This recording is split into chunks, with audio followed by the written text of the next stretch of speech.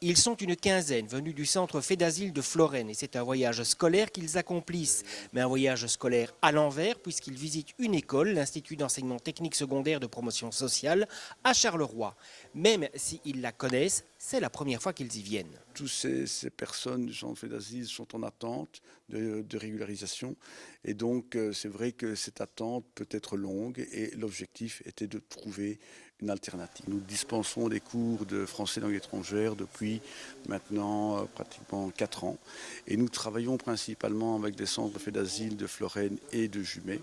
Et l'objectif est de donner à ces populations de migrants et de primo-arrivants en Belgique la possibilité de pouvoir comprendre et apprendre la langue française. C'est des gens qui en fait sont à la recherche d'investissement, donc ils ont envie de s'investir dans la vie ici.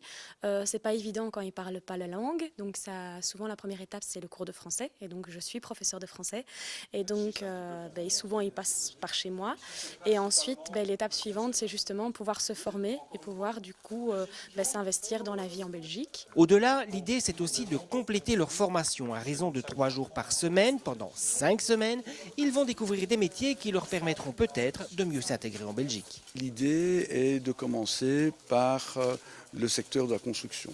Parce que le secteur de la construction est un secteur où tout un chacun est toujours amené à un moment donné à être confronté, je le pense, soit à un peu de carrelage, un peu de plafonnage, si pas de la maçonnerie.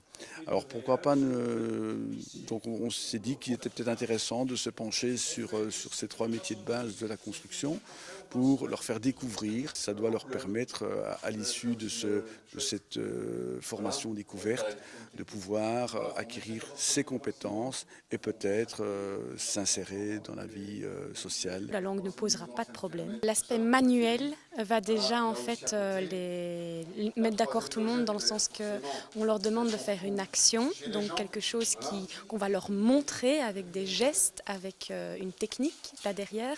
Et je pense que là-dessus, il n'y a pas besoin de mots. Je pense qu'on peut arriver, tout le monde peut arriver à se faire comprendre. L'ensemble des unités d'enseignement dans lesquelles nous les inscrivons va pouvoir être capitalisé, s'ils le souhaitent, dans le cadre d'un parcours en promotion sociale. Donc l'objectif est de leur donner cette porte ouverte vers l'enseignement promotion sociale.